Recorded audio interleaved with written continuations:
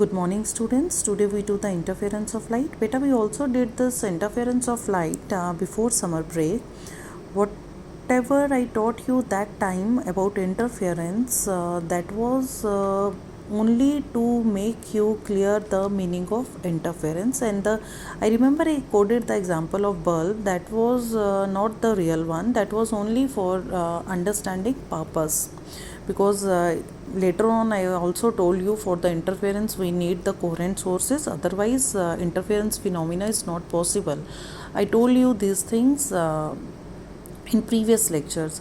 That time we also did beta coherent sources, what are coherent sources, and what is superposition principle, and what are the conditions needed for interference phenomena. We also we did all these things previously.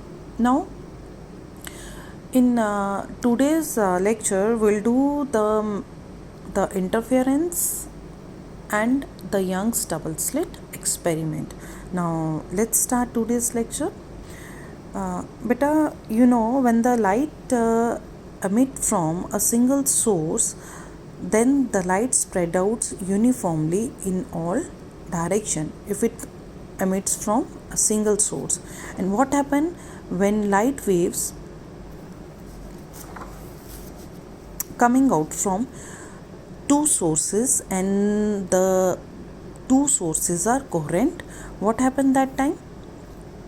Okay, when the light waves emits from two coherent sources, what happen when the light waves emit from two coherent sources? Then they overlap, then the distribution of light energy in the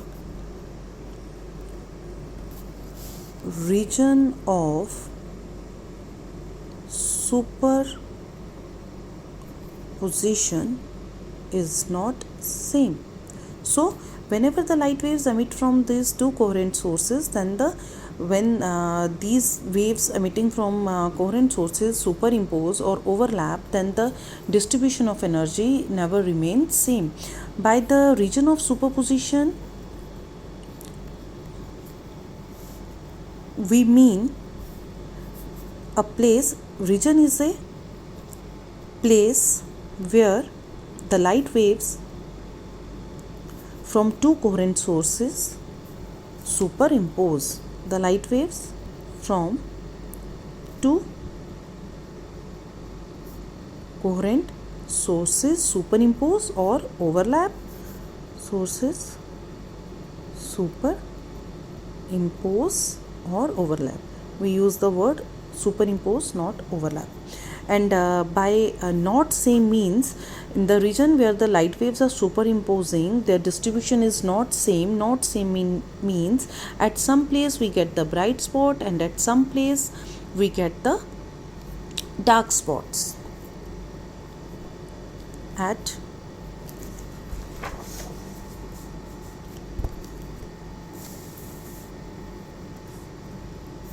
means there are some points in the region where we get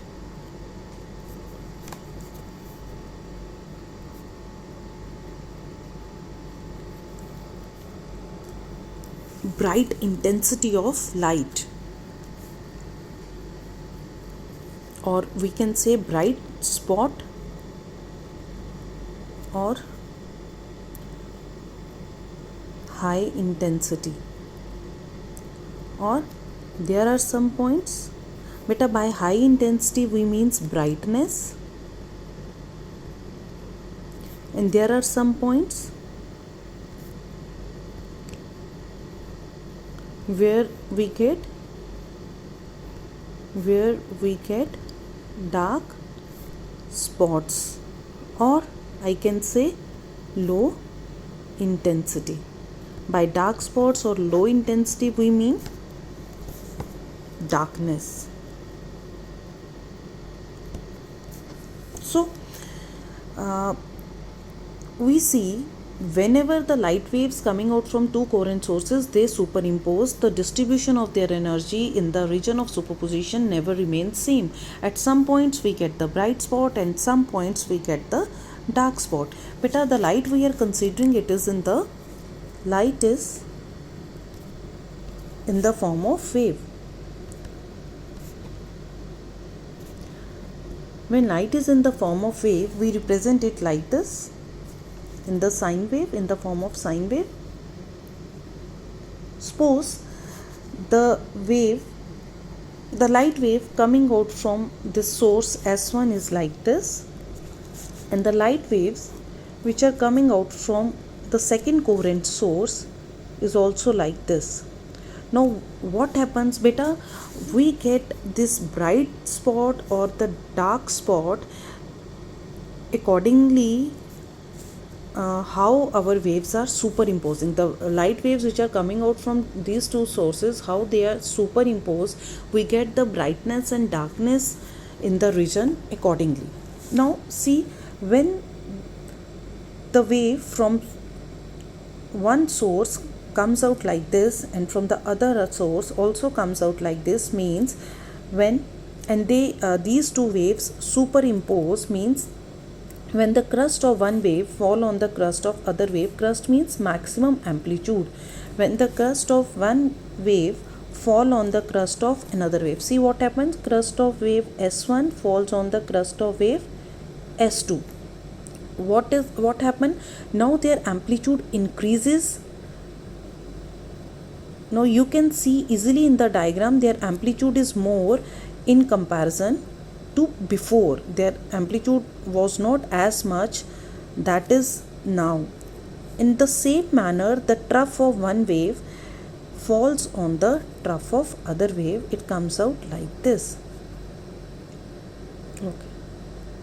In this case, amplitude also increases, but what happens here? It is in the opposite direction. In both the cases, the amplitude is more. The final wave what we get will have maximum amplitude. But the intensity of the wave, or we can say the brightness of the wave, intensity of the wave always depend upon the amplitude. This intensity is always proportional to the square of the amplitude of the wave. Now in this diagram we can see when the crust of one wave fall on the crust of another wave, the amplitude is maximum. Amplitude is maximum means intensity is maximum. Amplitude is maximum means intensity is maximum. Intensity is maximum means we get the brightness. We get the brightness or the bright spot on the screen. Beta, the whole phenomena, actually what is happening here, the two waves are superimposing or the two waves are overlapping, and when the two waves are overlapping here in such a way that we get the brightness, so the whole phenomena what is happening here is also known as constructive superposition, because two waves are superposing. So this is also known as, this whole phenomena is known as constructive superposition, or we can also say this is also known as constructive interference, because constructive interference, because we get interference only due to the superposition of waves. So constructive superposition is happening, so we are getting the constructive interference. In the same manner, what happen, let's see, when suppose the wave which comes out from source S1 is like this, and the wave which comes out from the light waves which are coming out from these two coherent sources from S1 is like this, from the other coherent sources like this. Now what happened here this is the maximum amplitude, this is the minimum amplitude. When these two waves overlap, what happen? One is having amplitude like this, another one is having amplitude like this. One is in upward direction, other one is in downward direction. They cancel each other, they destroy each other, so their amplitude is zero. When their amplitude is zero, their intensity is also zero. When intensity is zero, means we get the darkness or the dark spot. Whenever we get the dark spot, the whole phenomena happening in this case is when the crust of one wave fall on the trough of other wave. Then what happens? The amplitude comes out to be zero, the intensity is zero, so the two waves are superimposing destructively. So this is known as destructive superposition, or I can say destructive interference. So beta, depending upon how our waves are superimposing, we have interference of two types. One is of constructive interference, other is of destructive interference. You see here, constructive interference happens when the crust of one wave fall on the crust of other, or the trough of one wave fall on the trough of other. We get the maximum amplitude. And in the destructive interference, reverse is the case. Crust fall on the trough and the intensity becomes zero. We get the destructive interference. So depending upon the type, how your waves are superimposing, interference is of two types. One is constructive interference, and other one is destructive interference. Beta, we will also derive their conditions, we will also derive the constructive and destructive interference mathematically, but in our next lecture, not in this one, otherwise it will become very lengthy. So by this we can say interference is the phenomena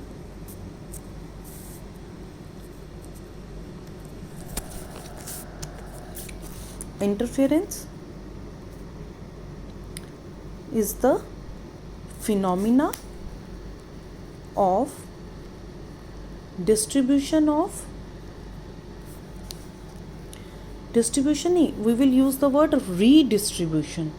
I will tell you what is redistribution. So interference is the phenomena of redistribution of light energy in a medium when light waves from two coherent sources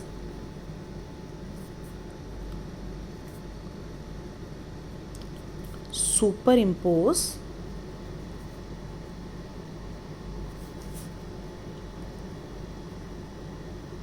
with each other. Superimpose with each other. So we can say interference is the phenomena of redistribution of light energy. By redistribution, I just showed you that in the region at somewhere you will see the bright spot and some points you will see the dark spot. So redistribution means at some points light is, or energy of light is maximum, or at some point energy of light is minimum. So redistribution, is this clear? What interference is? No. Now our next topic is Young's double slit experiment, because Young was the physicist who performed the experiment to show the interference pattern. So in the interference pattern, what we will see the bright and the dark spots. These bright and dark spots are known as fringes. We will also calculate the fringe width, but later on. Now next is our Young's double slit experiment. Young's double slit experiment. Now the Youngs performed the experiment to demonstrate this interference pattern. His experimental setup include what he used. There was a monochromatic source of light. From this monochromatic source, the light falls on a slit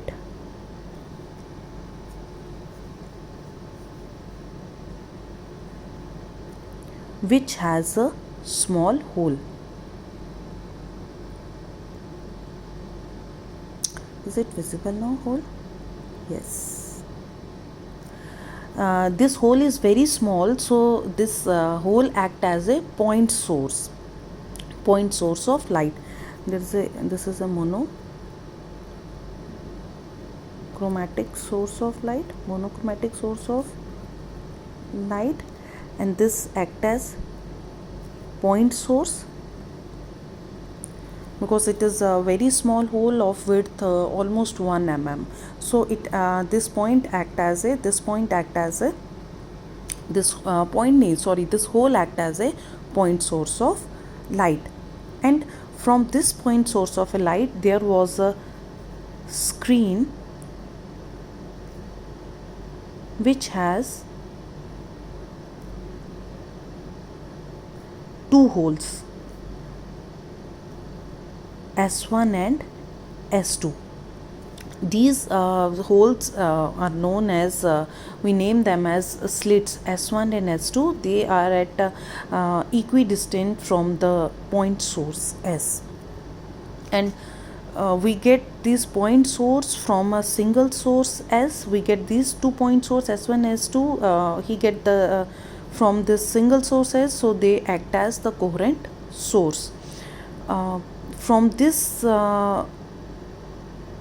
these two sources S1 and S2, there was a screen at some distance, and on that screen he observed the interference pattern. Now this was the experimental setup of Young's double slit experiment.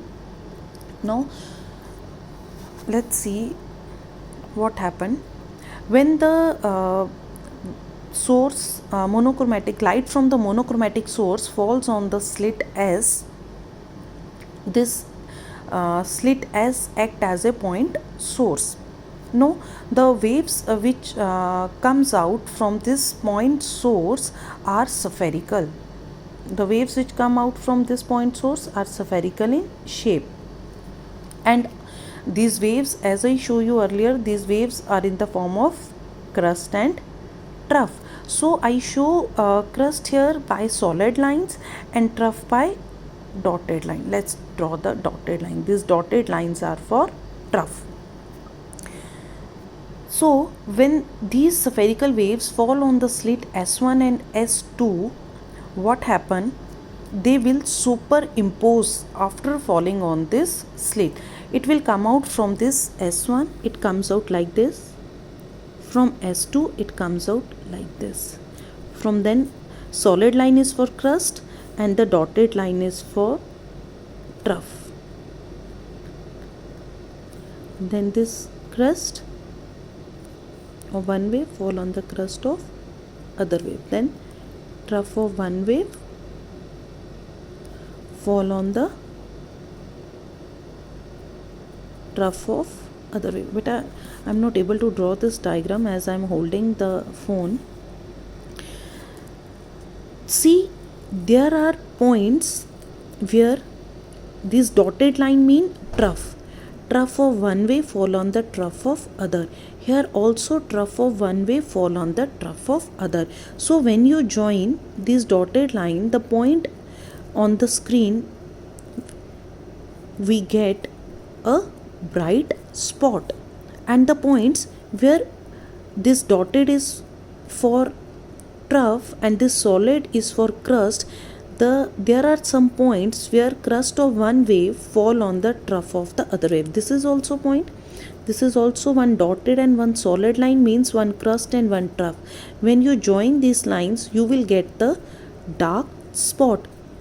And similarly, you will get the pattern on the screen when you join these dotted and the solid line. Dotted line mean our trough, and the solid line we mean the crust. So you will see a pattern. I already draw. You will see a pattern like this. Pattern of center is always bright. I will tell you why it comes out to be bright later on when we'll do the mathematical part.